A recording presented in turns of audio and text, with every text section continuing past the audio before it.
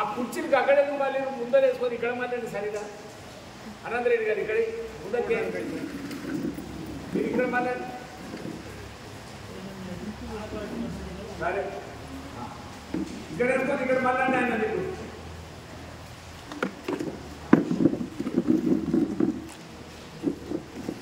అదే శంకరాచార్య వారు అంటాడు నీకు విరక్తి కలిగిందనుకో సంసారం మీద ఎక్కడి నుండి నీ సంసారం జ్ఞానం కలిగిన తర్వాత నీ సంసారం ఏమిటి నిజమే మనకు పైసల మీద లెస్స ప్రేమనే ఉంటుంది ఇప్పుడు ధనవంతులు చచ్చిపోయాడు 5 రూపాయల పిల్లలు 10 రూపాయల నోటు మీదికెళ్ళి చల్తా ఉన్నాడు వచ్చి మనం మీద పడుతున్నాయి పైసలు ఆ పైసలను మనం తీసుకుంటామని చెప్పండి పైసలు అందరికీ ప్రేమనే అవి తీసుకుంటే కూడా ఎవరేమన్నాడు కానీ ఆ పైసలు మనం అనుకో ఎందుకు పీరియడ్కి వచ్చిన డబ్బులు కాబట్టి మనకు అని పక్కన జరుగుతుంది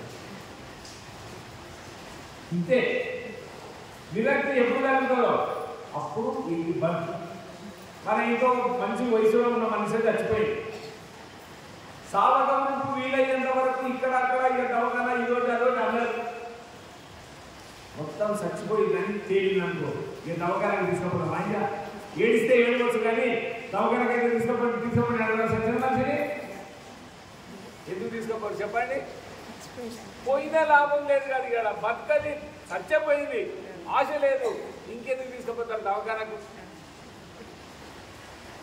కోమాలకు వెళ్ళిపోయింది తల్లి బాగా బిడ్డలు ప్రేమాస్పదమైన బిడ్డలు వచ్చి ఓ మొత్తుకుంటున్నారు ఇంకా ఎందుక మాట్లాడుతామని అంటది ఆ తల్లి ఎందుకు తలకాయల తెలివి పోయింది కాబట్టి సొంతంగా బిడ్డలు వచ్చి మీద వాడు ఏడ్చినా అది కుయ్యనదు కయ్యనదు ఇదే శంకరాచార్య వాడు చెప్తాడు మనము నర్సరీకి పోయినామో చెట్లు చిన్న మొలకలు తెచ్చుకున్నాం వాడు పెట్టుకున్నాం రేపు పెడదామని మర్చిపోయినాం 4 రోజులు అయింది మొత్తం ఎండిపోయినాయి ఆ మొలకలు తీసుకుపోయి భూమిలో పెట్టుకున్నామా మళ్ళా ఎందుకు పెట్టుకొని చెప్పండి ఎండిపోయినాయి నీళ్ళు పోసినా లాభం లేదా ఈ పొలు పోవు అంతే ఈ మనసు కూడా అంతే పాలలకెళ్ళి కలిసే ఉన్నది ఎన్న తీసినాం ఇంత ముద్ద అయింది మళ్ళా పాలాలని అన్ననే వేసినాం చల్లలా అది మళ్ళీ ఎప్పటిలాగా అవుతుందా కాదు ఎందు గురించి అంటే అది అంతే సంగతి కాబట్టి శంకరాచార్య వారు చెప్పింది ఏంటంటే వయసుగదేక కామ వికార ఒరే సంసారం ఎంతవరకు ఉంటుందంటే వయసు అంతా అయిపోయింది అనుకో దినదినానికి విరక్తి కలుగుతుందని ఈ అమ్మ చేసిన సంసారం గించారా నాయన ఇంకెన్ని రోజులు చేసినా లాభం లేదండి నీళ్లు బోరు ఎండిపోయిన తర్వాత ఈ బోరు ఉన్నది నేను బండ కడతా మొలక పోస్తాని వాడు అన్నాడు బోరు వాందే కానీ ఎండిపోయింది నీళ్లు లేవు వానికి ఆశ చచ్చిపోయింది ఇంట్లో ఏమీ లేదు తలుపు తీసి పెట్టినా తలుపు పెట్టినా దొంగల ఇంటికి ఆశపడరు పరివారం ఉండరు అదే రకంగా నీకు పెద్దలతో సాత్సంగత్వం జరిగిన తర్వాత నీకు విరక్తి సంపూర్తిగా కలిగిందనుకో అప్పుడు నీకు సంసారం మీద విరక్తి కలిగిందనుకో అది అంతే సంగతి సచ్చిన మనిషి ఎట్లయితే లేచి రాడో ఎట్లయినా దవాఖానకి తీసుకుపోదామని ఆశ చచ్చిపోతుందో ఇంకా ఈ సంసారం నా కొడుకు నా భార్య నా పిల్లలు నా ఇల్లు నా భూమి నా బంగారము నా నా నా అనేది లోపలికి వెళ్ళిపోతుంది అది వెళ్ళిపోయినంత వరకు తిప్పల పెడతానే ఉంటుంది ఏదో ఒక రకంగా జరుగుతుంది కానీ మనసును ఏడిపించే లక్షణము ఈ మాయ ఆవరిస్తుంది అని చెప్పేసి శంకరాచార్య వారు చెప్పారు కాబట్టి ఆ దాన్ని కూడగొట్టుకోవాలంటే ఒకటి తెలివైనటువంటి పెద్దలు జ్ఞానుల మాటలు వింటూ సత్సంగం చేసుకుంటూ కొంతవరకు అది మనసుకు పట్టిస్తే అది ఊడిపోతుంది అంతదాకా కొంత చీకటి బాగా చీకటి ఉంది ఏం చేస్తాను చెప్పండి లైటో దీపము బ్యాటరో ఏదో వేసుకొని ఆ దారి ఎత్తుకుంటాం మనం జ్వరం వచ్చిందని ఇంట్లో పట్టుకుంటామా దవాఖాన పోవాలి అని సాధన అయినా సాధన కాకుండా పోయి ఆ మందు వేసుకుంటే ఆ రోగం తగ్గిపోతుంది అది ఎట్లనో మనకు కూడా సత్సంగత్వే నిస్సంగత్వం. ఇప్పుడు సత్సంగంలో కూర్చున్నాం, ఇంటికాడ ఆలోచనలు ఇప్పుడు ఎవరికి లేదు. స్వామి ఏం చెప్తున్నాడో వినడానికే కూర్చున్నాం. మనం ఎవరికైనా పోతున్నారు, అయ్యో అయ్యో అయ్యా నువ్వు భయపడేమన్నా ఏం ఉంటలేదు. ఆ సత్సంగంలో కూర్చుంటే నిస్సంగత్వం. నిస్సంగత్వే నిర్మోహత్వం. ఎప్పుడైతే మనసులో కొంతవరకు తెలివి వస్తున్నదో, తెలిసో తెలియకనో ఏనాడో చేసినటువంటి దోషాలు యాదొస్తే, అయ్యో నేను ఆమెకు అన్యాయం చేసిన, ఈమె అన్యాయంగా నేను మొత్తుకున్నా, అది ఏడిపించినా, ఇన్ని కొట్టినా, దాన్ని చంపినా, అయ్యో అయ్యో ఎంత పాపం చేస్తే అని అప్పుడు తన తప్పు ఆయనకి అర్థమైపోతుంది. నిర్మోహత్వే నిశ్చలతత్వం. ఎప్పుడైతే ఆ మోహం అనేది నీకు తెలిసి ఇది తప్పు అని తెలిసిపోయిందో నిశ్చలంగా మనసు తయారవుతుంది. ఆ నిశ్చలంగా ఎప్పుడైతే తయారవుతుందో జీవన్ముక్తి, నీకు అవుతనిపోనికి ఒక ఆధారం, ఒక దారి దొరికినట్టే అని మనకు శాస్త్రాలు అంటున్నాయి. కాబట్టి దాన్ని దొరికించుకోవాలంటే కొంత సత్సంగంలో కూర్చోవాలి. కూర్చున్నప్పుడే పెద్దల మాటలు మనకి వింటే ఆ మాటలలో ఉన్న సారం మన హృదయానికి వచ్చిందనుకో, అప్పుడు నువ్వు కొంతవరకు ముందుకోనికే అవకాశం ఉంటుంది. అది తెలియనంత వరకు భయమే. చీకట్లో ఆయన అవతలిపోతున్నాడు, ఏదో పొరపాటును తాడేసిన వాడ చీకట్లో కనపడతలేదు, పొడుగులాగా కనపడ్డది, పాములాగా కనపడ్డది. భయమో పాము పాము, అక్కడ పాము లేదు ఏమీ లేదు, కానీ వీడు పాము అని భ్రమించిండు. కాళ్ళెంకలు జరుగుతాయి, భయం లోపల కలుగుతాయి, చెమటలు పడతాయి, ఇంకా బీదికి వచ్చానా ఏమని.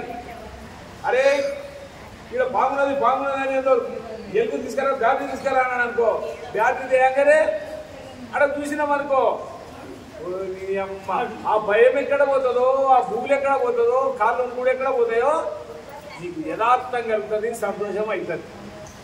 మేము మొట్టు కొట్టే కాలంలో మా బాయి భూమి దగ్గర ఉండేవి, ఇట్లా ఇల్లు ఇట్లా గడ్డ. ఎండాకాలం పోయి ఆ బావిగానే వండుకునేది, ముగ్గురమో నలుగురమో. సరిగ్గా వాళ్ళు వచ్చిన పని అదే. కూడా మా అమ్మ లేచి ఇంకో తన కూకోను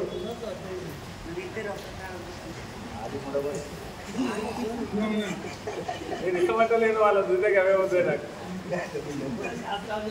ఆ ముగ్గురు అనే ముగ్గురు మంచిగా ఇంతమంది వారు ఎవడ డోలు పెడుతున్నారు. గడేమా ఇంకెన్నిసార్లు చెప్పాలి నీకు? ఆమె అడిగింది నువ్వు చెప్పినావు, నీదే తప్ప. కానీ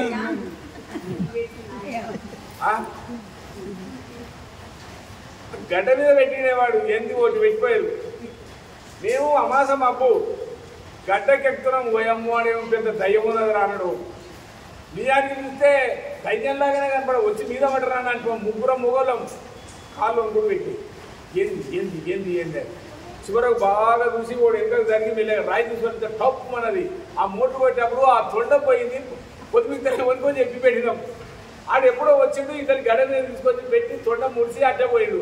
అది నిర్రదని తొండ మీదకెక్కింది, పొక్కిన ఇంతలా అయింది. అరే మనదే పొక్కిన అంటే అప్పుడు భయం పోయింది. ఆడపోయి నవ్వుడ కూర్చున్నాం. కాబట్టి మనసులో ఏదన్నా ఆవేదన ఉంటే అది ఇంకా ఆవేదన కలిగిస్తుంది, అది ఇంకా మనకు భయం పుట్టిస్తుంది. కాబట్టి అది నిజం తెలిసిందనుకో ఏమి లేదు. మన సంసారం మనకు నాది నాది నాది అని బాగా తాడు వేసుకొని పెట్టుకున్నాం. దానికి ఏమన్నా ఆటంకం కలిగితే ఎంత పని ఒకటే ఏడ్చుడు మొత్తుకుడు అది ఉన్నదనుకో ఏమి లేదు. మా ఊళ్ళో కాక కోడిపోయింది, ఎల్లులకు పోయింది. అది పొద్దుమికి జరిగే జాతర కాబట్టి పోయబ్బో ఇక ఆ మాటలు మీరు విన్నరో లేదో ఎప్పుడన్నా. ఎవరిని అనేది లేదు, ఇక ఫుల్లు నోరు చేసేది, ఆకిలో లేవడేది, ఇక తిట్టుడు. అది ముందుగా ఇంటికెళ్ళి ముందరికి వచ్చింది. నేను అన్నీ లేవాడ వాడు ఆమె ఈయనే ఉన్నదని మన తిట్టుడు పనిచేసింది. ఎందుకు అంతకు మొదలే అంత బాగా అయింది. నా కోడిని తిరిగి నా కొడుకు పట్టినాడు. కోడి పోయింది, కోళ్ళను పెంచేది ఊళ్ళ. ఇంటికి 2-3 కోళ్ళు పెరిగేది. పెరిగితే అది పొద్దుకల ఇంటికి ఎంత చీకట ఈ టైంగా రాగానే ఎక్కడున్నా అడికి వస్తాయి, ఇళ్ళకి వస్తున్నాయి. అయితే మీ ఇంటి మొదలు ఎవడదా కోడి వస్తలేదు. కోడి రాకపోతే కూడా కొట్టుకున్నాడు, తిన్నాడు అనేది ఒక లెక్క ఉంటాడు.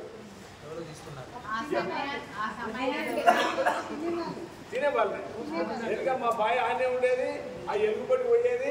ఇక ఎలుగు కొట్టి అంతా ఒక 4-5 ఇల్లు లేదు ఆడికెళ్ళికి ఇక ఏ కోడి రాకపోతే రోజుల జాగ్రత్త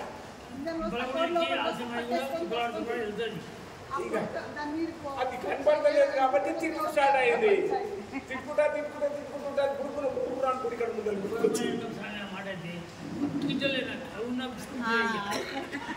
ఇక తీరక మాట అంటే ఎవరి మీద కోపం ఎక్కువ ఉంటుందో వాళ్ళే తిన్నారని ఎక్కువ తినకుండా వాళ్ళ మీదనే అన్నమాట ఇట్లా రకరకాలు ఉంటుంది కాబట్టి మనసుకు నిజము తెలిస్తే అది సంతోషపడుతుంది తెలియలేదనుకో ఆవేదనకు ఒక్క మాట చెప్పి నేను పూర్తి చేస్తాను మా సామి చెప్తుడే ఒక రాజు కొడుకు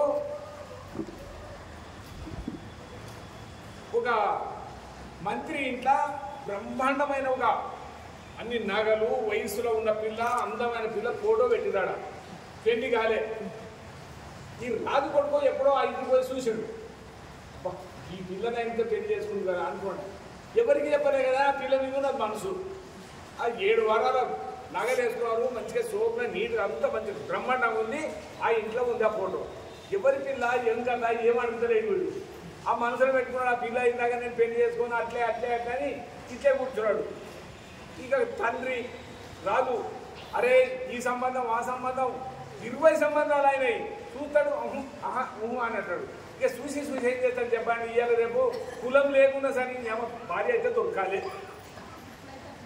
ఇటువంటివి ఘట్టాలు అవుతున్నాయి చూసినాం అని బాగా ఏగుడు అయిపోయింది అనుకో ఎవరైనా సరే కాపురం చేసిందే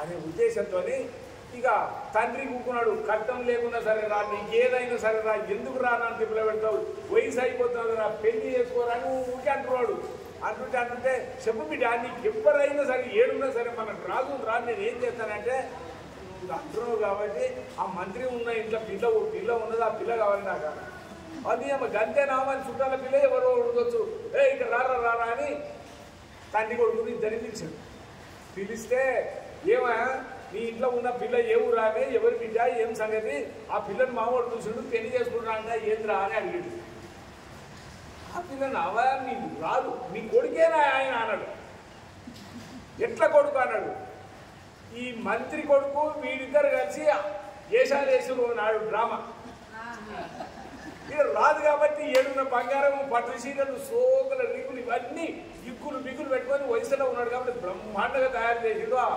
వేసేదాన్ని ఆ కింద ఓడున్నాడు ఏం చేశాడంటే ఫోటో కుంటున్నాడు అది అందం అనిపించింది తీసుకుపోయి ఇంట్లో పెట్టుకున్నాడు వీడేమన్నాడు ఆ పిల్ల కావాలంటాడు ఆ పిల్ల ఎవరో కావాల నాయన నీ కొడుకే అన్నాడు ఎప్పుడు రాంటే గిట్ట చేసినా అప్పుడు మీకు నాకు వస్తున్నానంటే బాగా పోయింది ఓరి నీ అమ్మ నా పొట్టేనా కాబట్టి మన స్వరూపం మనకు తెలిస్తే ఇదంతా ఉట్టిదే దేవుడే కట్టోడు ఆ లోపల ఉన్న ఆత్మనే నేను ఈ శరీరమే ఓనాడు పడిపోతుందనే ఆవేదన మనకు కలిగితే గ్యారంటీగా మనకి ఏడుపులు అనేది తగ్గుతుందని మహనీయులు మనకు చెప్తున్నారు కాబట్టి దాన్ని తెలుసుకోవడానికి ఈ సత్సంగం అందుకే ఇది ఏర్పాటు చేసినాం ఇప్పుడు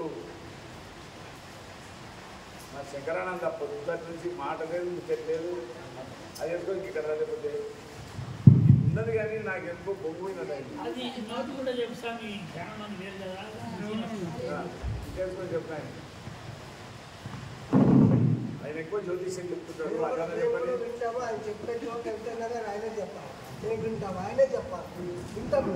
సరే మేమేం ఆపం అయితే మాటించారు సాగు